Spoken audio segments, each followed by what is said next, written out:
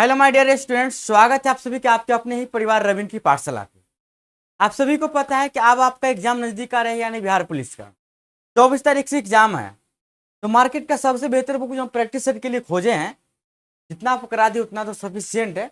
और एक नया बुक मार्केट में है, देखें तो बहुत बढ़िया से इसमें दिया गया है, एकदम 10th लेवल पे आधारित है, क्योंकि साफ साफ लिखा गया था नोटिफिकेशन में कि मैट्रिक लेवल पे प्रश्न पूछे जाएंगे, तो उसके लिए बेस्ट बुक है। तो अब कहीं से प्रैक्टिस आप कर रहे हैं तो कीजिए, अगर नहीं कर रहे तो मेरे साथ कीजिए और इसको भी कीजिए, कहीं से कर रहे हैं फिर भी कीजिए। तो ये जो बुक है इसमें 21 सेट दिया गया है और आपके पास अब 24 दिन लगभग बचा हुआ है, लगभग 24 दिन। तो 24 दिन से पहले 21 दिन तक लगातार 21 प्रैक्टिस सेट रगड़ डालिए। मैं आपको पढ़ाऊंगा हिंदी, इंग्लिश और मैथ्स। सुबह सर जी आपको पढ़ाएंगे साइंस और सोशल साइंस। आज वो अब्सेंट है, लेकिन मैं आपको करा रहा हूँ और आपके पास बुक है तो आप खुद से भी कर सकते हैं प्रैक्टिस, कोई भारी नहीं है, ठीक ना। तो चलिए स्टार्ट करते हैं। सबसे पहले मैं आपको पढ़ाऊंगा मैथ्स। मैथ्स का जो क्वेश्चन है स्टार्ट होता है, ऐसे में हिंदी स्टार्ट हो जाती है यहाँ 71 से, लेकिन मैं 71 से नहीं, पहले मैथ्स पढ़ा देता हूँ और तब पढ़ाएंगे हिंदी और तब पढ़ाएंगे इंग्लिश। तो सबसे पहला क्वेश्चन जो मैथ्स का है वो स्टार्ट होता है 91 से। 91 में क्या दिया गया है? तो 91 में दिया गया है एक्स किसी काम को पी दिनों में कर सकता है और वाई उसी काम को क्यू दिनों में कर सकता है। तो एक्स और वाई मिलकर उस काम को कितना दिन में करेगा? सो इजी प्रश्न है, कैसे बनाएंगे देखिए। एक्स जो है किसी काम को पी दिनों में, तो एक्स किसी काम को यदि 4 दिन में करता है तो आप 4 लिखते, और यह पी दिन में कर रहा है तो आप पी लिखिएगा। और वाई जो है उसी काम को क्यू दिनों में, वाई जो है उसी काम को कितना दिन में? क्यू दिन में। अब सबको पता है कि इसका एलसीएम निकालते तो टोटल वर्क आता है, यानी पी और क्यू का एलसीएम निकालेगा तो पी और क्यू रह जाएगा। दोनों अगर मिलकर काम करता है तो टोटल काम को ऊपर लिखते हैं, टोटल काम को ऊपर, और डिवाइड करते हैं कि दोनों के क्षमता का योगफल से। तो पी क्यू में टोटल काम में पी से डिवाइड कीजिएगा तो इसका क्षमता क्यू आएगा, अब पी क्यू में क्यू से डिवाइड कीजिएगा तो इसका क्षमता पी आएगा। यानी कि फाइनली हम नीचे जोड़ के इसका क्षमता पी प्लस क्यू लिख सकते हैं, इतना दिन में काम समाप्त कर लेगा। और यह दिया गया ऑप्शन सी में। ऐसे इसका फॉर्मूला डायरेक्ट रहता है कि जो दिन में करता है उतना गुण या बटे में उतना प्लस। जैसे यहाँ पे पी दिन और क्यू दिन में कर रहा था, तो डायरेक्ट आप याद रख सकते हैं, इसको डायरेक्ट याद रखिए, ऊपर में गुना में पी क्यू और नीचे में प्लस में पी प्लस क्यू, एक साथ ही मिलकर करेगा। तो बस यही बात है। उम्मीद है बात समझ में आ गया होगा। चलिए तो बढ़ते हैं अगले प्रश्न की तरफ, और अगला प्रश्न ये रहा आपके सामने। प्रश्न में लिखा गया है 92 में, गुणनफल 0.33 इंटू 0.25 इंटू 0.499 इंटू 0.125 इंटू 24 का निकटतम मान ज्ञात कीजिए। देखकर तो आप घबरा गए होंगे कि सर कैसे बनाएंगे, ये इतना दशमलव में दिया गया, इसको बटा में कैसे कन्वर्ट करेंगे। घबराइए नहीं, इसके लिए आपको एक पता होना चाहिए ट्रिक। अगर आप परसेंटेज हमसे पढ़े होंगे या कहीं भी, तो आपको पता होना चाहिए कि 0.33, तो 0.33 होता है उसको हम क्या लिखते हैं? उसको हम लिखते हैं 1/3। उसको हम क्या लिखते हैं? 1/3।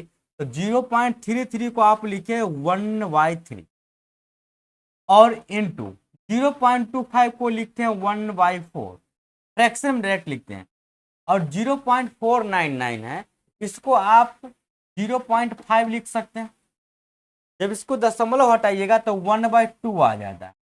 और इंटू 0.125 है, तो 125 को ऊपर दशमलव के बदला में एक, उसके आगे 3 अंक तो 3 जीरो, और मल्टीप्लाई 24। अब इसको कर लीजिए हल। जब इसको हल कीजिएगा ना, 25 के पहाड़ा में 25 25, 25 चौका यानी कि 40, क्या आ जाएगा? 4 तेईस 12, 12 दूना 24, यानी कि ये 24 ये 24 कट जाएगा। 5 कम 5, 5 अट्ठे 40। कुल मिलाकर बोले ऊपर में 1 और नीचे में 8, यानी कि इसका जो वैल्यू आएगा वह 1/8 होगा। कोई दिक्कत नहीं, समझ गए होंगे। चलिए नेक्स्ट, अगला प्रश्न डियर ये रहा आपके सामने। प्रश्न में लिखा गया है एक संख्या अन्य संख्या की 25% है, बड़ी संख्या छोटी संख्या से 12 अधिक है, तो बड़ी संख्या बताना है। क्लियरली लिखा गया है कि एक संख्या अन्य संख्या की 25%, मान लेते हैं कि एक संख्या 100% है, तो एक संख्या अन्य, अगर इसको अन्य मानते हैं तो इसका वो 25% ही रहेगा, यानी कि यह 25% रहेगा। बड़ी संख्या छोटी संख्या से 12 अधिक, तो देखिएगा तो ये बड़ी हो गया और ये छोटी हो गया। जो ज्यादा परसेंटेज में वह बड़ी और जो कम वह छोटी। और बड़ी संख्या छोटी से 12 अधिक है, अधिक या कम बोले तो अंतर। 100 में से 25 घटाइएगा तो 75%। और अंतर इसका इतना है, लेकिन अंतर रियली में कितना है 12, तो 75% का वैल्यू 12। आपको बताना क्या है, बड़ी संख्या मतलब 100% का मान, तो 100% बराबर कितना होगा 12 बट्टे में 75% और गुने में 100%। जब इसको आप हल कीजिएगा तो कितना आएगा, परसेंट से परसेंट का 25 तिहाई 25 चौका, 3 चौके 12, मल्टीप्लाई कीजिएगा 4 चौक 16। कहीं पे दिया गया है क्या, ऑप्शन भी करेक्ट, बना लेंगे कोई दिक्कत नहीं। नेक्स्ट अगला प्रश्न डियर ये रहा आपके सामने, लिखा गया है 500 मीटर लंबी एक रेलगाड़ी जो एक समान चाल पर चल रही है किसी प्लेटफॉर्म को 35 सेकंड में पार कर जाती है। यदि प्लेटफॉर्म की लंबाई 21 मीटर है, सॉरी 221 मीटर, तो रेलगाड़ी की चाल बताना है। सबको पता है जो चाल होता है ना, वह चाल बराबर होता है डिस्टेंस बटा में टाइम, यानी कि दूरी बटा में चाल। और दूरी यहाँ पे क्या होगा, तो जब कोई रेलगाड़ी किसी प्लेटफॉर्म को पार करे या दूसरे रेलगाड़ी को पार करे, तो वो अपना दूरी प्लस प्लेटफॉर्म हो रेल हो ये सब का दूरी क्रॉस करता है मिला करके। यानी कि यहाँ पे डिस्टेंस होगा 500 मीटर और प्लस 221 मीटर, 721 मीटर जोड़ दीजिएगा। और समय की बात करें तो 35 सेकेंड, इसको डिवाइड करेंगे आ जाएगा आंसर चाल। लेकिन यहाँ पे चाल जो देना है ना, किलोमीटर प्रति घंटा में देना है। तो ये मीटर प्रति सेकेंड से किलोमीटर प्रति घंटा में जाने के लिए क्या करते हैं, मल्टीप्लाई कर देते हैं 18/5 से, सबको पता होगा ये बात। अब इसको कटिंग कुटिंग कर दीजिए स्टार्ट। जब काटिएगा ना तो 7 के पहाड़े में 7 पचे 35 और 7 के पहाड़े में 7 कम 7 0 7 या 21। जब ऊपर मल्टीप्लाई कीजिएगा 103 को 18 से, तो 18 को 100 से मल्टीप्लाई कीजिए 1800, 18 तिहाई 54, यानी कि 1854। और डिवाइड कितना आ जाएगा 25, तो डिवाइड कीजिएगा तो 25 7 175, बच गया 10, 10 पे 4 यानी कि 104, 25 चौका 100, 74 कुछ आना चाहिए। तो आगे करने की कोई जरूरत नहीं, करेक्ट आंसर ऑप्शन भी मार, यानी कि 74.16 किलोमीटर पर आवर इसका चाल है, बन जाएगा। नेक्स्ट अगला प्रश्न डियर ये रहा आपके सामने। प्रश्न में लिखा गया है यदि sine theta plus cosec theta बराबर 2, तो साइन के power n theta plus cosec के पावर एन थीटा का मान क्या होगा। अब यहां देखिए साइन थीटा और कॉसेक थीटा, जब ये 2 दिया गया है और इसी चीज के पावर एन करके पूछा है ना, तो कुछ भी पावर कर लीजिएगा तो इसका मान 2 ही रहता है। इसका मान कितना रहेगा 2 ही रहेगा, यानी करेक्ट आंसर जो होगा ऑप्शन सी होगा। समझे, लुल्लू पूछे सवाल बस कर लेंगे। नेक्स्ट अगला प्रश्न डियर ये रहा आपके सामने। प्रश्न में लिखा गया है त्रिभुज एबीसीडी जी और एडी क्रमशः केंद्रक और माध्यिका है, एजी अनुपात एडी का अनुपात क्या होगा। मतलब एक त्रिभुज एबीसी है, ये त्रिभुज है एबीसी, ए है बी है और सी है। जी और एडी क्रमशः केंद्रक और माध्यिका है, मतलब जी जो होगा इसका केंद्रक होगा और एडी इसका क्या होगा माध्यिका। सबको पता है जो माध्यिका होता है ना, ये इसको 2 भाग में मारता है, इसको हम बोलते हैं माध्यिका।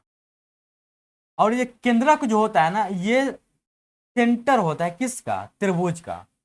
तो आपको बताना है, और जी इसका क्या है केंद्रक, और एडी क्या है इसका माध्यिका। आपको बताना है एजी अनुपात एडी, एजी अनुपात एडी सबको पता होना चाहिए। ये जो माप, ये जो कन्वर्ट करता है ना, बांटता है रेशियो में, यह बांटता है डियर 2:1 में, यानी कि ए जी का मान हो जाता है 2। और ए डी के बारे में बात करें तो ए और डी यहां से लेकर यहां तक तो 2 और 1 कितना हो गया 3, यानी कि इसका अनुपात हो गया बी। डायरेक्ट ये फॉर्मूला आपको पढ़ना है जियोमेट्री में। केंद्रक जो है माध्यिका को 2:1 रेशियो में बांटता है, 2 ऊपर लिखेंगे नीचे 1 लिखेंगे, बस यही करना था। उम्मीद है बात समझ में आ गया होगा, कोई दिक्कत नहीं होगा तो नहीं होगा। अब देखिए डियर, अगला प्रश्न लिखा गया है, एक ट्रेन की लंबाई 330 मीटर है जो 60 किलोमीटर प्रति घंटे के दर पर सफर तय करती है। उसके विपरीत दिशा में 6 किलोमीटर प्रति घंटे से चलने वाला एक आदमी को पार करने में उसको कितना समय लगेगा। कहने का मतलब है, सिंपल सा क्वेश्चन है, एक ये ट्रेन है और ये जो ट्रेन है इसकी लंबाई कितना है, 330 मीटर। ये ट्रेन है, ठीक ना, ये ट्रेन, इसको चक्का बना दिए, ये ट्रेन। और इसकी रफ्तार की बात करें तो इसकी रफ्तार है 60 किलोमीटर प्रति घंटा। ये इधर की ओर जा रही है और उसके विपरीत दिशा में 6 किलोमीटर के स्पीड से एक आदमी आ रहा है, ठीक ना। ये आदमी आ रहा है कितना के स्पीड से, 6 किलोमीटर प्रति घंटा के स्पीड से। आदमी को क्रॉस करने में कितना समय लगेगा। सबको पता है जो समय होता है, टाइम, वह होता है डिस्टेंस बटा में चाल, दूरी बटा में चाल। दूरी की बात करें तो जब ये ट्रेन क्रॉस करेगा तो आदमी को क्रॉस नहीं करेगा बल्कि खुद को, दूरी को क्रॉस करेगा। इमेजिन कीजिए, ट्रेन जितना ज्यादा लंबा रहेगा उतना ज्यादा समय लेगा, ट्रेन जितना छोटा रहेगा उतना कम समय लेगा। यानी कि ट्रेन की लंबाई पे ही निर्भर करता है आदमी का क्रॉसिंग। तो दूरी यहाँ पे हो जाएगा ट्रेन की लंबाई यानी कि 330 मीटर। और समय और चाल के बारे में बात करें तो इधर से 60 के स्पीड से जा रहा है और उधर से वो 6 के स्पीड से आ रहा है। आप सोचिए, इमेजिन कीजिए, आदमी अगर 6 से ज्यादा स्पीड आएगा तो और जल्दी ट्रेन क्रॉस करेगा, अगर आदमी रुक जाएगा तो और लेट क्रॉस करेगा। यानी कि स्पीड जो होता है अपोजिट में जुड़ जाता है। तो 60 6 66 के स्पीड से क्रॉस करेगा। और ये 66 क्या है तो किलोमीटर प्रति घंटा है और ये 330 मीटर है। लेकिन आंसर आपसे पूछा गया है मीटर प्रति सेकेंड में, यानी कि सेकेंड में, तो मीटर प्रति सेकेंड करना होगा। तो ये 66 किलोमीटर प्रति घंटा को आपको कन्वर्ट करना पड़ेगा मीटर प्रति सेकेंड में। सबको पता है कि मीटर प्रति सेकेंड में कन्वर्ट करने के लिए 5/18 से इसमें मल्टीप्लाई करते, यानी फाइनली अगर देखिएगा तो 330 और गुना ये 66 गुने 5 ऊपर में है तो ये आ जाएगा नीचे में, और 18 चला जाएगा ऊपर और ये 66 गुने 5 आ जाएगा नीचे। अब इसको कटिंग कुटिंग कर दिया जाए, जब इसको काटिएगा ना तो 66 के पहाड़े में 5 मरतबे, 5 से 5 मरतबे, ये बन गया 18, यानी कि 18 सेकेंड समय लेगा क्रॉस करने में। उम्मीद है बात समझ में आ गया होगा, कोई दिक्कत नहीं होगा। ये 4 किलोमीटर प्रति घंटा था, इसलिए मीटर प्रति सेकेंड में बदलेंगे ताकि आंसर सेकेंड में आ जाए। ओके, अगर आप मन ही मन सोचेगा कि सर 6605 को काट दीजिए 5 सेकेंड, कहीं पे ऑप्शन में नहीं दिया गया, मतलब गलत आंसर है, गलत बात। वो किलोमीटर प्रति घंटा में, मीटर प्रति सेकेंड में करना पड़ेगा। नेक्स्ट, अगला प्रश्न डियर ये रहा आपके सामने। प्रश्न में लिखा गया है, किसी विद्यालय में 8 अध्यापकों की औसत आयु 40 वर्ष है, उनमें से 55 वर्ष के एक अध्यापक की मृत्यु हो जाती है, बहुत दुख की बात है, और 39 वर्ष का एक अन्य अध्यापक नियुक्त कर लिया जाता है। विद्यालय में अध्यापकों की वर्तमान औसत आयु वर्षों में ज्ञात कीजिए। सो इजी प्रश्न है, प्रैक्टिकली समझिए। ये अध्यापक है कितना पीस, 8 पीस, 2 2 4 2 6 2 8। और मान लेते कि यह अध्यापक मोटू है जो मर गए हैं, और इनका जो वजन था वह कितना था, 55, सॉरी वजन की बात करते हैं, इनका जो उम्र था 55 वर्ष, ये बूढ़े हैं 55 वर्ष और ये मर गए। जब ये मर जाएंगे तो इस ग्रुप में एक नया मास्टर आएगा, नया मास्टर आएगा तो 1 2 3 4 5 6 7, और इनके जगह पे एक दूसरा मास्टर आया। मान लेते कि दूसरा मास्टर इतना छोटा आदमी है सपोज। अब देखिए 55 वर्ष वाला हमारा है और उसी ग्रुप में अगर 55 वर्ष वाला आदमी आता, 55 वर्ष वाला टीचर आता तो एवरेज पे कोई प्रभाव नहीं पड़ता। अगर 55 से ज्यादा वाला आएगा तो सबका एवरेज बढ़ा देगा, 55 से कम आएगा तो सबका एवरेज कम आ जाएगा। तो यह जो आ रहा है इसका नया अध्यापक, उसका उम्र कितना, 39 वर्ष, तो कितना कम लेकर आ रहा है, 39 वर्ष इसका उम्र है। यह अध्यापक का 55 वाला मर गया, यह लेकर आ रहा है 16 कम, और यह 16 का प्रभाव तो सब पे पड़ेगा, ये पूरे ग्रुप पे पड़ेगा।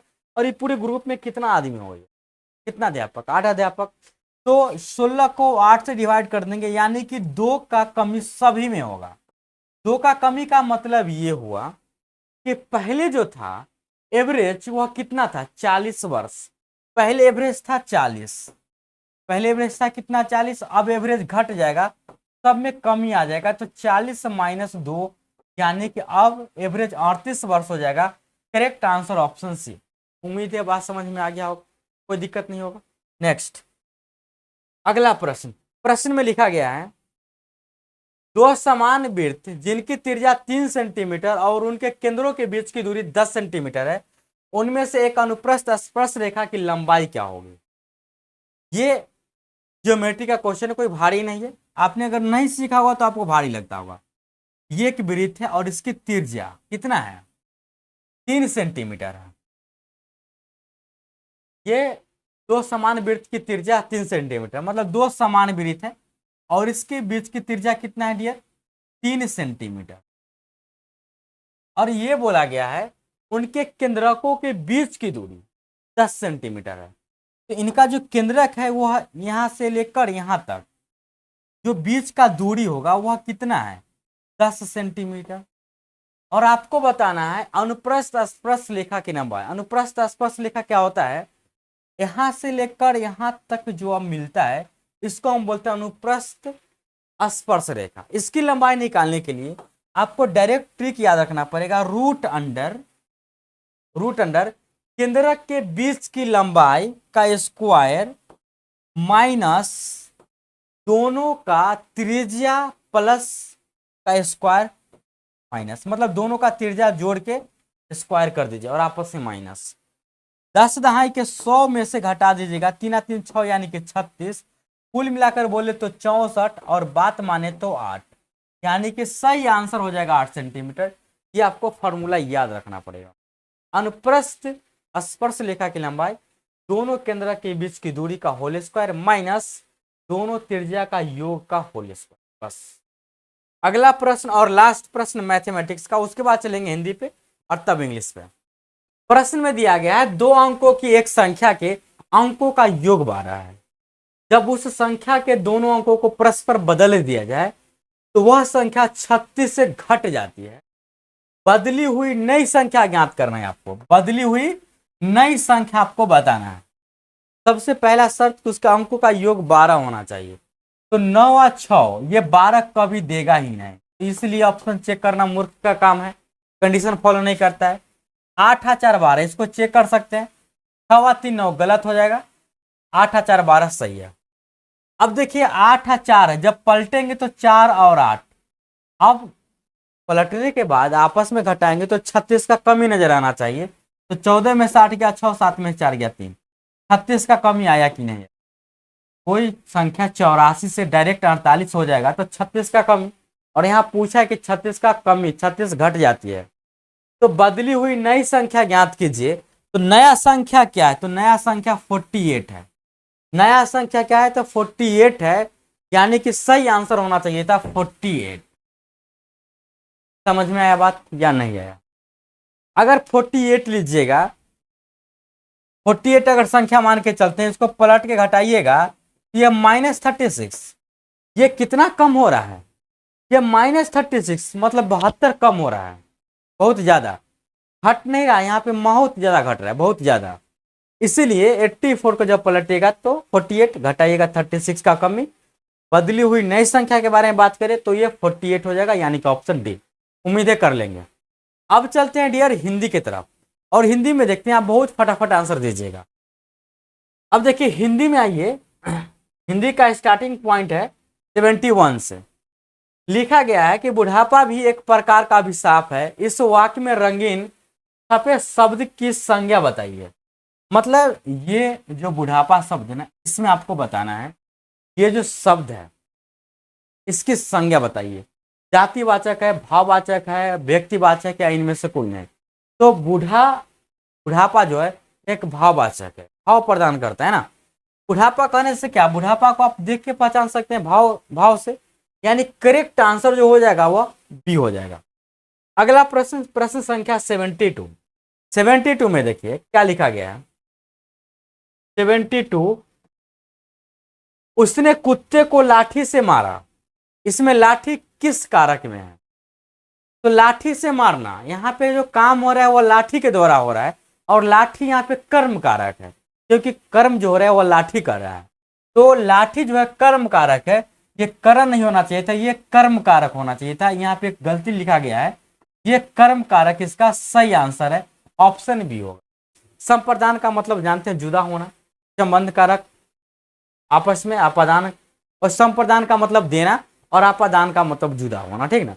और संबंध का मतलब तो जानते हैं, कर्म कारक इसका सही आंसर होगा। अगला प्रश्न ये रहा आपके सामने 73। क्रिया बनाने के लिए धातु में क्या जोड़ा जाता है? जैसे कोई भी काम को बनाने के लिए, जैसे खाना, देखिएगा खाना, ये सब क्रिया है। जाना, पढ़ना, आना, गाना, ये सब क्या है? क्रिया है। इसमें क्या सब में जोड़ा गया है? ना जोड़ा गया है। करेक्ट आंसर हो जाएगा ऑप्शन, कर लीजिएगा, कोई दिक्कत नहीं, ये सब तो आपको आता ही होगा। अगला प्रश्न दिया गया है 74। वाक्यांश के लिए उपयुक्त शब्द होगा। अंधेरी रातों वाला पखवाड़ा, अंधेरी रातों वाला पखवाड़ा को हम क्या बोलते हैं? अमावस्या, शुक्ल पक्ष, मलमास और कृष्ण पक्ष। तो दो पक्ष होता है, एक होता है शुक्ल पक्ष और एक होता है कृष्ण पक्ष, एक होता है अमावस्या और एक होता है पूर्णिमा, यानी कि इसका सही आंसर होगा कृष्ण पक्ष। Correct answer option C. अगला प्रश्न है, पहाड़ का पर्यायवाची शब्द नहीं है। पहाड़ का पर्यायवाची शब्द नहीं है, तो पहाड़ का पर्यायवाची शब्द होता क्या क्या है? पर्वत होता है, भूधर होता है, नग होता है, ये सब पहाड़ का पर्यायवाची शब्द है। ये सवाल जो है ये पहाड़ का पर्यायवाची शब्द नहीं है, कर लेंगे।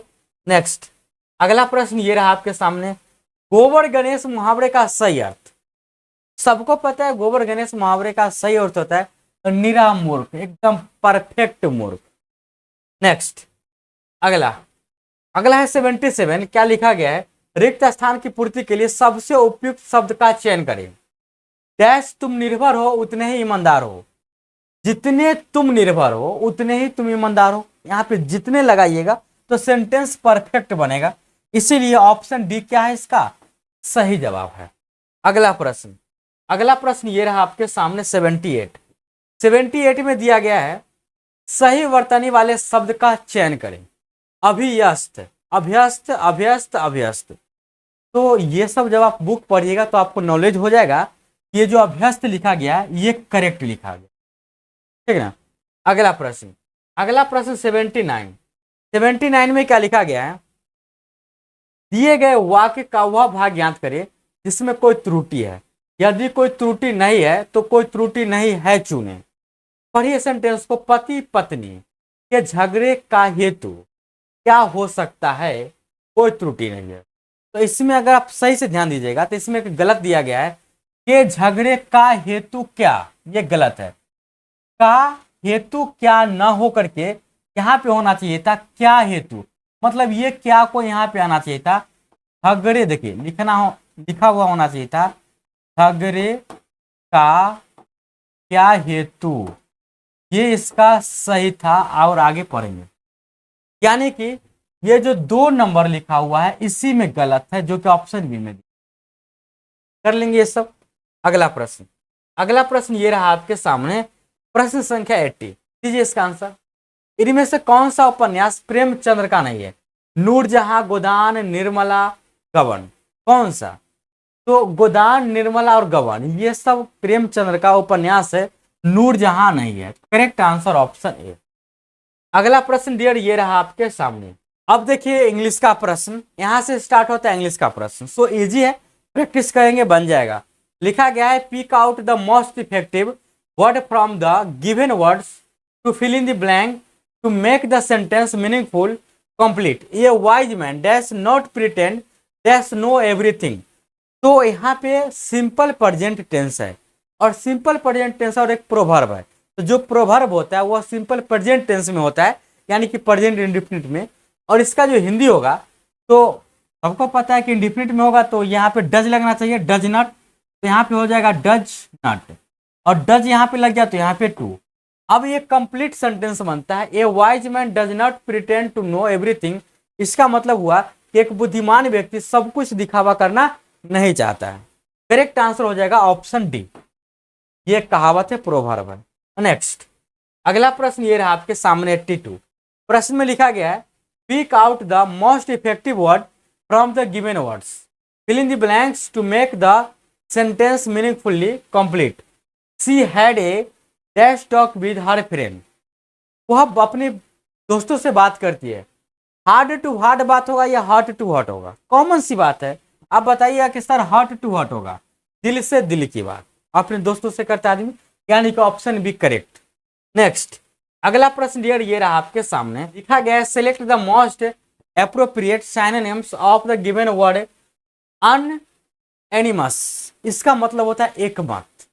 अनएनिमस का मतलब क्या होता है? एक मत। और इसका बताना है क्या?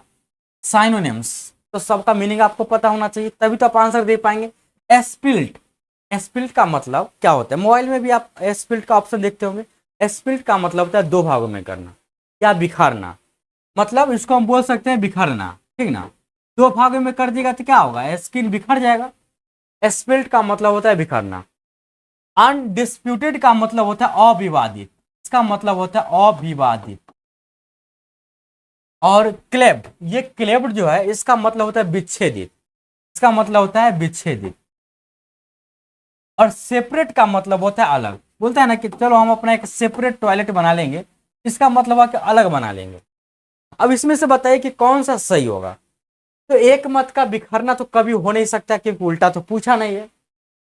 विच्छेदित भी नहीं होगा, अलग भी नहीं होगा। आंसर होगा एप्रोप्रिएट, उचित, तो अविवादित होगा, undisputed. Correct answer option B. अब देखिए प्रश्न संख्या 84, लिखा गया choose the synonyms for the given word brutal. ये ब्रूचल का मतलब होता है क्रूर। अब क्रूर का आपको इंग्लिश से पता हो, क्रूएल, निर्दयी जिसको हम बोलते हैं। बताना है कि इसका सिनोनिम्स बताइए। ह्यूमैनी, ह्यूमैनी का मतलब होता है दयालु। तो क्रूर का उल्टा तो नहीं बताना है, तो ये गलत हो जाएगा। इसका मतलब होता है दयालु, तो ये गलत हो जाएगा। उसके बाद है सेवेज लिखा हुआ। सेवेज का मतलब होता है असभ्य, जैसे सिविल का मतलब सभ्य होता है और सेवेज का मतलब असभ्य, तो ये होता है असभ्य। उसके बाद यहाँ पे लिखा गया है सिंपैथेटिक, इसका मतलब होता है सहानुभूति, इसका मतलब होता है क्या? सहानुभूति। और कंपासियोनेट, इसका मतलब जो होता है ना, इसका मतलब होता है दयालु, इसका मतलब क्या होता है? दयालु। अब यहां से देखिए ब्रूचल का मतलब क्रूर होता है, क्रूर मतलब क्रूर। इसका सिनोनिम्स बताइए। दयालु तो कभी नहीं हो सकता है, अनुभूति नहीं होगा, ये भी नहीं हो सकता है, होगा तो असभ्य होगा। असभ्य का मतलब क्या है? कि जो लोग निर्दयी होते हैं वो असभ्य होते हैं। जिससे अगर कोई मानव को देखे, जहां भी देखे मानव को, और उसकी मर्डर करना स्टार्ट कर दे, तो वो आदमी सभ्य नहीं होगा, वो आदमी क्रूर होगा, असभ्य आदमी होगा। यानी करेक्ट आंसर ऑप्शन बी। अगला प्रश्न, अगला प्रश्न ये रहा आपके सामने। ये प्रश्न का आंसर तो आप चुटकी में दे पाएंगे। Select the most appropriate antonym of the given word convex. Convex सबको पता है कि जब आप फिजिक्स पढ़े होंगे, कॉन्वेक्स मिरर और कॉनकेव मिरर पढ़े होंगे, तो कॉन्वेक्स का उल्टा कॉनकेव होगा। तो करेक्ट आंसर ऑप्शन, कोई दिक्कत नहीं, समझ गए होंगे। हिंदी भी आपको पता होगा, अवतल और उत्तल होता है। नेक्स्ट अगला प्रश्न डियर ये रहा आपके सामने। प्रश्न में दिया गया है select the most appropriate meaning of the given idioms. Aegon, इसका बताना है परफेक्ट मीनिंग। इसका जो परफेक्ट मीनिंग होता है इनकरेज। एग ऑन मतलब अंडा पे बैठना, इसका मतलब आपके पास बहुत साहस है। Correct answer C. इसका जो आंसर मारिएगा क्या मारिएगा? सी मारिएगा, इनकरेज, साहस।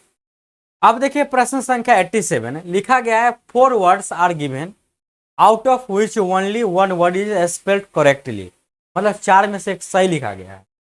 Choose the correctly spelled word. क्या लिखा गया? Recommendation, recommendation, recommendation, recommendation. जब आप यूट्यूब पे वीडियो देखते हैं, तो जब एक वीडियो आप देखते होंगे तो नीचे से रिकोमेंडेशन में आता होगा। रिकोमेंडेशन का मतलब था सिफारिश।